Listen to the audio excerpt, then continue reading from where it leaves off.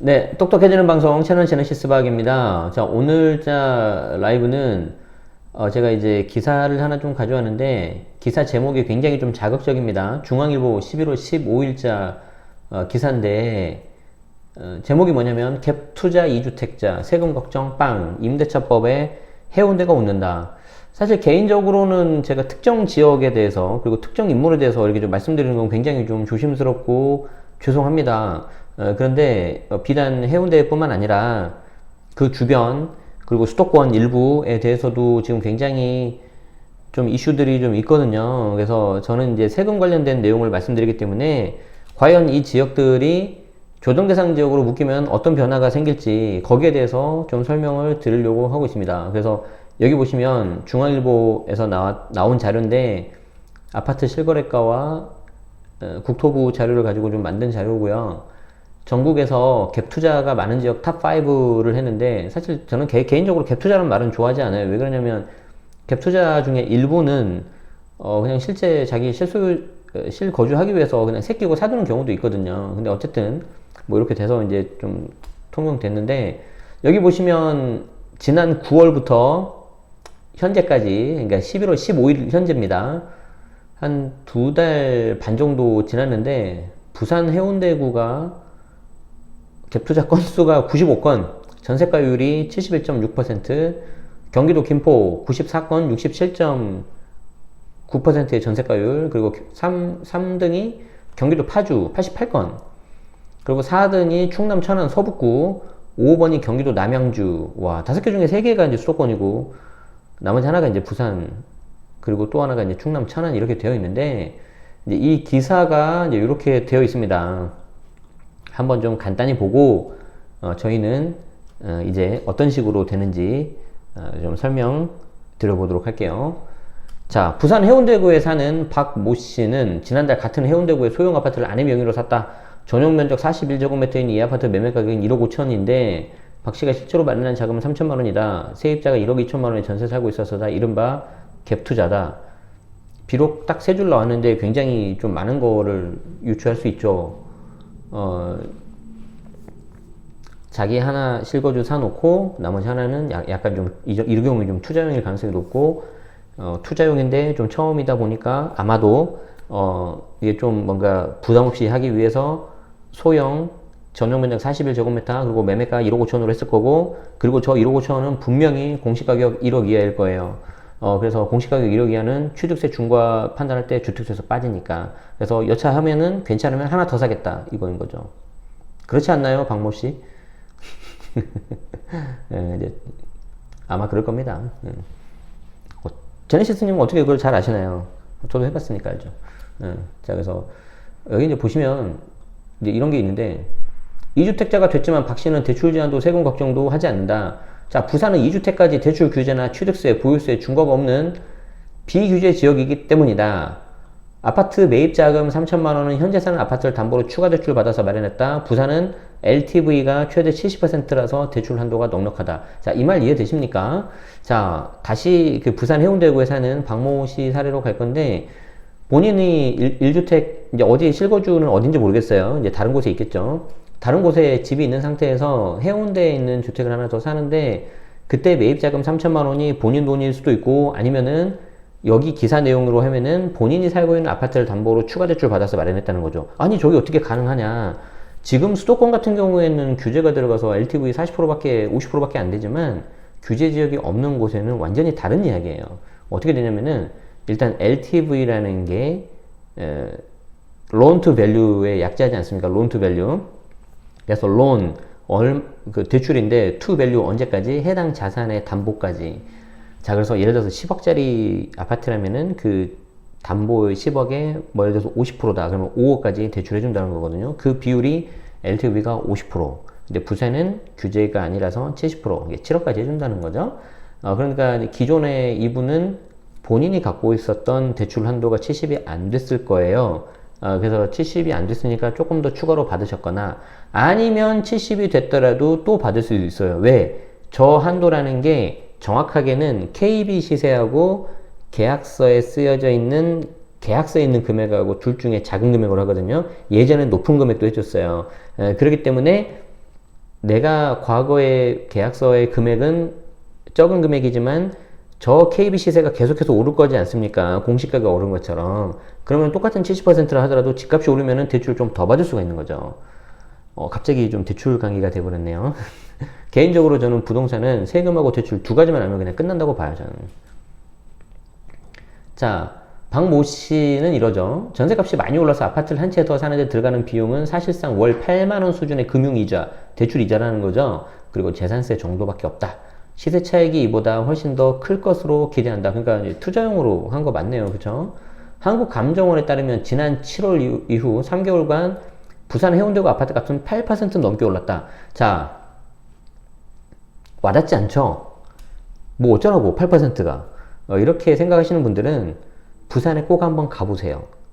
뭐 예를 들어서 뭐 정말 이렇게 가시면 좋은데 가시기가 좀 힘들 수 있잖아요. 그러면은 하다못해 저기 뭐 네이버 부동산, 다음 부동산 뭐 그런 데 나와 있는 부동산 중개업소에 전화로 한번 해보세요. 소위 말하는 아주 불장입니다. 불장. 지금 장난 아닙니다. 뭐 이 8%라는 게 그냥 되게 좀 작게 보이는데 엄청나요. 게다가 한국감정원이거든요. 더 보수적으로 본단 말이에요. 왜? 국토부 소속이니까. 현장에서는 훨씬 더 그게 큽니다. 그래서 그런 부분을 좀 여러분들이 같이 좀 보시면서 하면 좋을 건데, 그렇다고 해서 제가 지금 특정 지역을 뭐 지금 말하는 게 아닙니다. 또 그러면 안 되죠. 지금 사례를 드는 거고요. 오늘 기사의 메인 목적은 조정대상 지역 규제적으로 다시 묶이면 어떻게 될 거냐, 그거예요. 지금 그거. 자, 부동산 빅데이터 업체 아실 아파트 실거래가에 따르면 뭐 같은 말이에요. 갭 투자가 가장 많이 이루어진 지역이 아까 봤던 부산 해운대구 95건, 경기도 김포 94건, 경기도 파주 88건, 충남 천안시 서북구 83건 이렇게 되고 있다. 자, 이들 지역의 공통점은 집값 대비 전세값이 높고 대출 등 각종 규제가 상대적으로 헐거운 비규제 지역이라는 데 있다. 정부의 핀셋 규제로 인해서 규제가 느슨한 다른 지역의 주택시장의 들썩이는 풍선 효과가 나타난 데다 임대차 입법, 전월세 상한제, 계약갱신 청구권이 전세값을 끌어올리며 갭투자를 부추기는 그런 모양새다라는 거죠. 자, 임대차 입법은 정부가 임차 시장을 안정시키기 위해 마련한 제도인데, 이렇게 하다 보니까 기존 전세 물건이 시장으로 오히려 나오지 않아서 보유세 부담이 커진 집주인이 당장 현금을 마련할 수 있는 월세를 선호하면서 전세값이 오르고 있다. 자, 이거 무슨 말씀입니까? 무슨 말입니까? 모든 가격은 여러분들 아시겠지만 수요와 공급에 따라서 이루어지잖아요. 자, 전세 수요는 일정하다고 가정을 하겠습니다. 일정하다고 가정을 하고, 전세 공급 같은 경우에는 누가 공급을 해줘야 되는 거죠? 물론 정부가 하기도 하지만 대부분은 민간에서 해줘야 되거든요. 민간에서 그 전세 공급을 해줘야 되는데, 계약갱신 청구권을 기존의 세입자가 써버리니까 전세 물건이 당연히 안 나오겠죠. 여기에다가 보유세 부담이 커지니까 집주인들이 당장 현금 마련할 수 있는 월세나 반전세로 돌리다 보니까 전세가 줄어들겠죠. 자, 그러면 공급은 줄고 수요는 그대로 또는 증가. 전세 수요가 줄어들까요, 지금? 내가 만약에 현재 내 집 마련하는 사람이라면 당연히 전세를 선호하지 않겠습니까? 당장 월세 나가는 게 아까우니까. 그리고 뭐 청약 한번 넣어봐야 되니까. 그럼 답 나왔죠. 수요가 줄거나 비슷하거나 수요는 비슷하거나 줄고 공급은 증가하니까 가격은 오를 수밖에 없는 거죠. 이해되시죠? 한국감정원에 따르면 임대차 입법이 7월 31일 시행된 후 3개월간 전국 아파트 전세값이 2.75% 올랐다. 데이터 중에서 특히 부동산 데이터 중에서 별로 쓸모없는 데이터 중에 하나가 이 전국 아파트 값, 뭐 전국 아파트 전세값 이런 거죠. 전국을 퉁치니까 의미 없어요. 그래서 여러분이 살고 있는 지역, 더 조금 어렵게 말하면 생활권, 내가 부산 해운대구에 산다. 그러면 그 주변에서 이렇게 돌겠죠. 옆에 저 멀리 울산 창원, 물론 그쪽도 지금 장난 아닌데 울산 창원에 싼 아파트가 있으니까 그쪽으로 이사 가겠다. 말이 안 되는 거죠. 갭 투자가 활발한 지역의 전세가율이 높은 것도 이런 이유다. 그래서 이제 뭐 여기 많이 올라갔다는 그런 내용입니다. 그래서 이제 갭 투자 많은 지역 탑5 이렇게 이제 나오고 있는 거죠. 아까 우리 한번 읽어드렸었죠. 그래서 어떻게 보면 여기 나와 있는 부산 해운대, 김포, 파주, 충남 천안, 경기도 남양주를 위한 헌정 방송이 될 수도 있어요. 자, 여기 계신 분들은 지금부터 말씀드리는 거를 조금 집중하고 들어주시면 좋겠다. 너무 지금 많이 오르고 있기 때문에 언제 갑자기 또 규제적으로 묶여도 이상하지 않은 그런 지역들이거든요. 정부도 예의주시하고 있단 말이에요. 자, 그래서 밑에는 그런 내용이 없고 뭐 규제의 빈틈이 갭 투자를 부추기고 있고 모두 비규제 지역이고 뭐 시장에선 정부의 핀셋 규제가 맞는 부작용이라고 보고 막 누가 잘했고 못했고 막 그런 얘기가 있는데 뭐 우리 지금 거기에 대해서 뭐 누가 잘했다 못했다 따지는 거는 나중에 하고 그건 뭐 정답이 없는 거잖아요. 우리 입장에서는 아니 나 저기에 실거주용 집이 있는데 혹은 투자용 집이 있는데 혹시 규제 지역으로 되면 어떻게 될 거야? 지금 이게 더 궁금한 거 아니겠습니까? 그쵸? 자, 그래서 이제 여기에 대한 거는 나중에 기사 드리면은 한번 읽어보시고 비슷한 거니까 아시겠죠? 자, 제가 여러분들에게 드릴 수 있는 거는 요거죠. 자, 조정 대상 지역으로 만약에 이 지역이 지정이 된다. 어떤 변화가 있을 거냐? 굉장히 많은 변화가 있는데 몇 가지만 좀 추려봤어요. 생각난 대로 그냥 쭉쭉쭉쭉 써봤어요. 물론 약간 몇 가지 빠지는 것도 있을 수 있을 텐데 뭐 요 정도 보면은 그래도 뭐 어느 정도 정리가 된 것 같다 라고 말씀을 드리겠습니다. 자, 일단 조정 대상 지역으로 지정이 됐다 그러면 취득세 자체가 중과가 돼요. 중과가. 그런데 중요한 건 뭐냐면은 새롭게 취득하는 주택이 조정 대상 지역인 경우에 중과가 되는 거죠. 이해되시죠? 물론 비조정이라 하더라도 3주택, 4주택부터는 취득세가 8%, 12%까지 오르거든요. 그런데 조정 대상 지역이면은 3주택, 4주택까지 가지도 않고 2번 주택부터 곧바로 취득세 중과 들어가요. 그러니까 1번이 비조정이다. 그리고 2번이 조정이 돼버렸다. 그런데 마침 내가 부산에 이제 나중에 들어가서 살려고 취득을 하려고 봤는데 부산이 조정 대상 지역으로 지정이 됐다. 그러면은 취득세 8%를 처음부터 내는 건 아니고 처음엔 1에서 3%를 내고요. 그 전에 있었던 1번을 3년 안에, 1년 안에 뭐 팔아야지 취득세 중과를 피할 수가 있습니다. 아시겠습니까? 자, 그래서 요거 일단 하나 여러분들이 잘 알아두시고요. 자, 두 번째. 종부세율도 중과가 들어가요. 종부세율도. 그래서 내가 만약에 조정 대상 지역의 주택이 2주택이면은 종부세율이 중과, 즉 최고세율이 갑자기 6%로 가버려요. 물론 이제 최고세율 하면 집이 굉장히 많아야 되는데 우리 아까 기사에 나왔던 해운대구에 거주 중에 박모 씨 계셨죠. 자, 본인은 세금 빵이라고 지금 굉장히 뭐 여유 있게 계실 수 있는데 갑자기 부산이 조정 대상 지역으로 지정이 돼버리면은 조정 대상 지역 2주택자이기 때문에 종부세도 중과가 들어가서 세율의 구간이 좀 높아져요. 그렇기 때문에 조심해야 된다. 웃을 수만은 없는 그런 이야기죠. 자, 그리고 이제 큰 게 이거죠. 양도세율이 대폭 인상이 돼요. 양도세율이. 그래서 조정 대상 지역에 있는 주택을 양도한다. 그러면은 중과 배제나 비과세가 아닌 이상 그냥 중과 들어가는 거예요. 저 지정전에 샀는데요. 아예 필요 없어요. 그냥 중과 들어가는 거예요. 그래서 내년 6월 1일이 되면은 저 양도세 중과세율이 최고 75까지 올라갑니다. 기본 세율이 내년부터는 최고 세율 45까지 올라가거든요. 42%에서. 그런데 그 45%에서 가산 세율이 현재는 20%거든요. 10%, 20%. 근데 30까지 올라가요. 그래서 45에다 30도 하면 75죠? 여기 지방세 하면 82.5가 되죠. 장난 아닙니다. 장난 아니에요. 뭐 이게 좀 와닿지 않나? 설명을 좀 드려야 되겠네. 잘 봐요. 자, 이 양도세 중과의 무서움을 제가 말씀드릴게요. 잘 봐요, 이제. 자, 어떤 지역이 조정 대상 지역으로 지정이 됐다고 합시다. 자, 나는 이때 취득을 했어요. 자, 이때 취득을 했는데 요때 팔아요. 아이고. 자, 요때 팔아요, 요때. 그럼 이거 중과 들어가, 안 들어가요? 이거 중과 들어가죠. 이거 중과 들어가죠. 양도세 중과 들어가죠.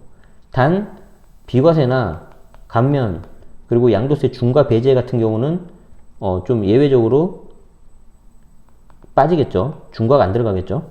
그쵸? 자, 이 경우에는 제외. 자, 그럼 이 중과가 왜 무섭냐? 이 중과는 기본 세율에 중과 세율이 더해지는데 이 중과 세율이 현재는 10에서 20% 포인트거든요. 근데 이게 내년 6월이 되면은 20에서 30%포인트가 돼요. 그러면 기본 세율도 어떻게 되느냐? 얘가 현재 6에서 40인데 내년 1월이 되면은 얘는 또 6에서 45로 바뀌어요. 그럼 이거 계산해 보세요. 글씨가 좀 너무 작아서 죄송한데 45에다가 30 더하면은 최고 75까지 올라가요. 그리고 지방세 붙으면은 얘가 82.5까지 가는 거죠. 그냥 다 뜯기는 거예요. 그냥 다 뜯기는 거예요. 다 뜯기는 거다. 이해되십니까? 양도세 중과가 들어가면 이렇게 된다는 거죠. 그래서 어떻게 보면 제가 텔레그램에다가도 적어놨지만 어떻게 보면 여러분들이 낸 수익에 대해서 그게 투기든 투자든 그냥 세금 걷어가는 과세당국이 숟가락 얹는 거죠. 고생했어. 고생했어. 75% 내 거야. 82.5% 내 거야. 이렇게 되는 거죠. 이해되죠? 아니, 개 중에는, 여기 계신 분들 중에는 정말 그냥 묻지마 투자를 해서 투기적인 성격으로 돈을 집어넣으신 분도 계시고, 정말 어떤 본인의 삶을 바꾸기 위해서 정말 공부해서 수요와 공급 따져보고, 대내외적인 환경 따져보고, 아파트의 특성을 따져보고, 막 공부를 열심히 해가지고, 아, 이건 된다 해가지고 투자로 접근하신 분도 계실 거란 말이에요. 그렇게 해서 열심히 해서 내가 딱 수익을 냈는데, 지정이 되고 나서 나중에 팔잖아요. 그러면 그냥 최고 75까지 뜯어간다는 거죠. 애썼네. 내 거야. 이렇게 하자는 거예요. 됐죠? 아직 안 끝났어. 아직 안 끝났어. 자, 양도세 중과가 되면 완전히 세금 폭탄 맞을 수 있다고 했는데 2주택 중과도 무섭지만 3주택 중과 되면은 10%포인트가 가산이 되기 때문에 과표의 10%를 내가 더 내야 되는 거거든요. 그러니까 내가 1억이 올랐다면은 1,000만 원을 더 낸다고 생각하시면 되고요. 뭐 5억이 올랐다면 5천을 더 낸다고 생각하시면 되는데 어쨌든 3주택 중과보다는 2주택 중과가 조금 낮잖아요. 그런데 그 양도세 중과 주택수에 분양권도 포함이 돼버려요. 입주권은 이미 포함이 된 상태고 분양권은 21년 1월 1일 이후 취득분부터 그렇죠. 아시겠죠? 자, 그래서 이것도 그나마 다행이에요. 원래 분양권 곧바로 들어가려고 그랬는데 기재부에서 좀 나중에 바꿔가지고 21년 1월 1일 취득분부터 중과 주택수에 분양권 포함이야. 이렇게 된 거죠.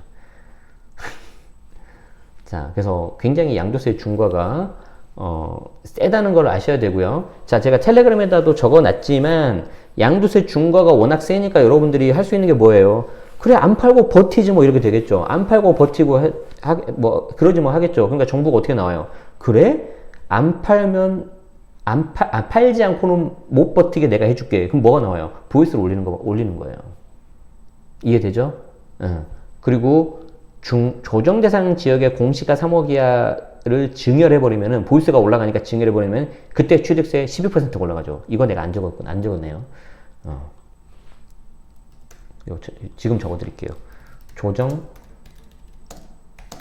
공시가 3억, 증여 시 취득세율 12%. 원래 3.5%. 이렇게 되는 거죠. 아이고야. 자, 그리고 이거는 조금 약간 무서운 얘기인데, 이게 좀 약간, 이게 그냥 알아서 들으세요. 입주권 자체는 중과가 안 돼요. 입주권 자체는 현재는 기본세율 1년만 갖고 있으면 기본세율 들어가고, 뭐 내년 이제 6월 넘어가면 2년 갖고 있으면 기본세율 들어가지 않습니까? 그런데 입주권 자체는 중과가 안 돼요. 설마 말 안 할게요. 괜히 씨가 되니까 말이. 자, 그리고 자, 내가 이제 부산 등으로 할게요. 부산 등. 제가 너무 특정 지역만 말하면 좀 미안하니까. 자, 부산 등 몇 개 지역이 좀 뭔가 될 것 같아. 느낌이 안 좋아. 자, 그러면 지정이 되기 전에 매도 계약서를 썼어. 그러면은 어떻게 할까요? 매도 계약서를 그때 내가 썼다 그러면 어떻게 될까요? 원래는 매도 계약서를 쓰고 매도 잔금까지 해야지 내가 완벽하게 매도를 한 거잖아요. 근데 이 경우에는 선의의 피해를 막기 위해서 계약일을 기준으로 해가지고 지정 전에 매도를 하면은 이 중과는 좀 피해줍니다. 자, 중과는 피해줍니다. 자, 무슨 말씀인지 제가 설명을 드릴게요. 자, 이런 거죠, 이런 거. 자, 다시 한번 제가 이렇게 그립니다. 자, 내가 이렇게 집을 이렇게 가지고 있었는데 여긴 당연히 이제 지정 전이죠. 그런데 이제 조정 대상 지역으로 지정이 됐어요.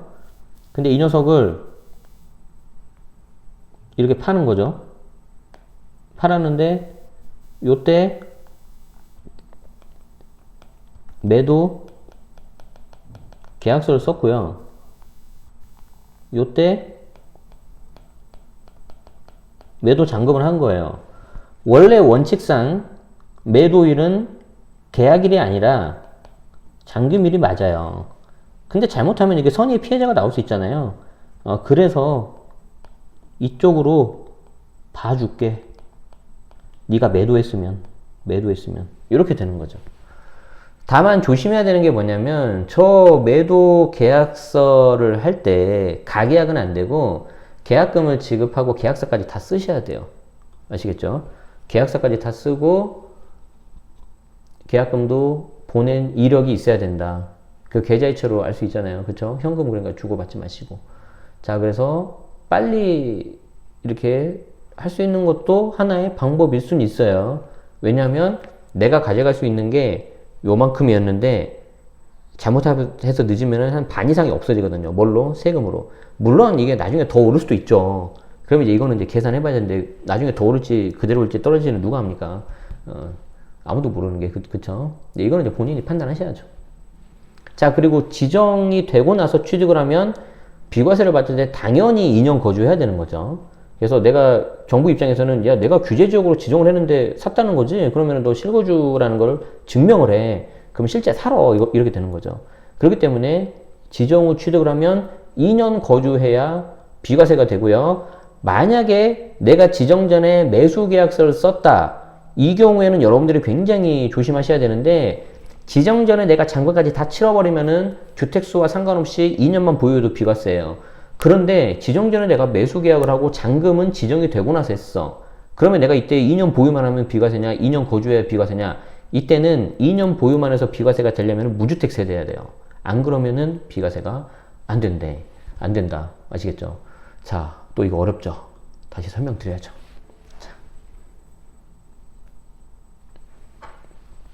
자, 잘 들으세요.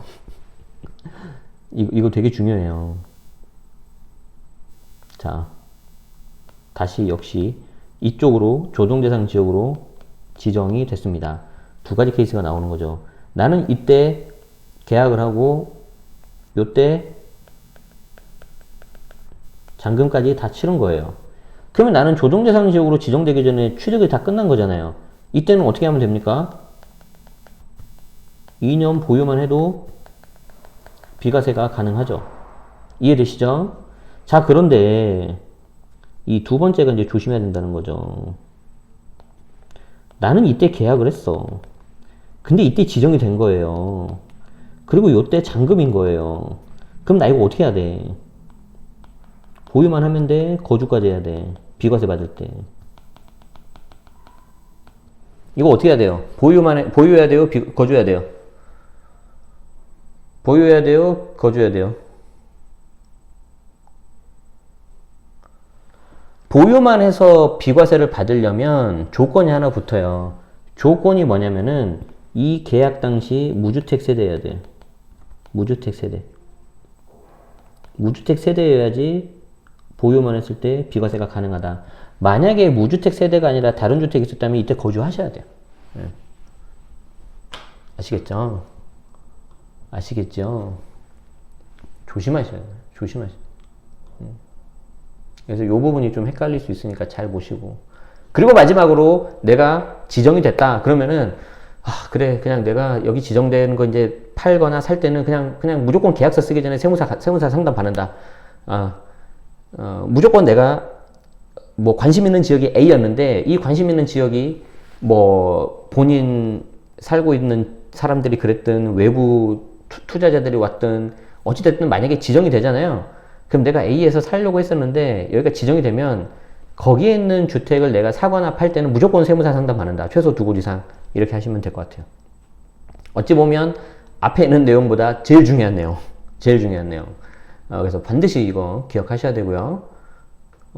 제가 그 유튜브를 통해서 여러 번 제 블로그를 통해서도 여러 번 저는 세무사가 아니라고 말씀드렸는데 아직도 저를 잘못 알고 계신 분들이 계셔서 높아심에 말씀드리자면 저는 세무사가 아닙니다. 다만 부동산과 세금을 좋아하는 평범한 개인일 뿐이고요. 여러분들이 세무사 상담을 받아보시면 아시겠지만 금액도 적은 게 아니고 또 이게 서로 뭔가 좀 알고 있어야지 시너지가 좀 나고 해요. 그래서 이왕이면 여러분들이 세무사님하고 상담을 받을 때 도움이 되시라는 의미에서 제가 이렇게 하고 있는 거지, 여기 있는 방송 내용을 보시고 무조건 이걸 막 100% 신뢰하고 그러시면 안 돼요. 저도 사람이다 보니까 틀릴 수도 있고 저도 모르는 거 많이 있어요. 아시겠죠? 그래서 요즘에 이제 여러분들 댓글 주신 거 보면 제가 웬만하면 하트는 다 눌러드리고요. 그래도 막 힘겹게 썼는데 뭐 대신 뭐 비속어, 뭐 특정 정치, 종교 이런 거에 대한 건 당연히 하트 안 누르고요.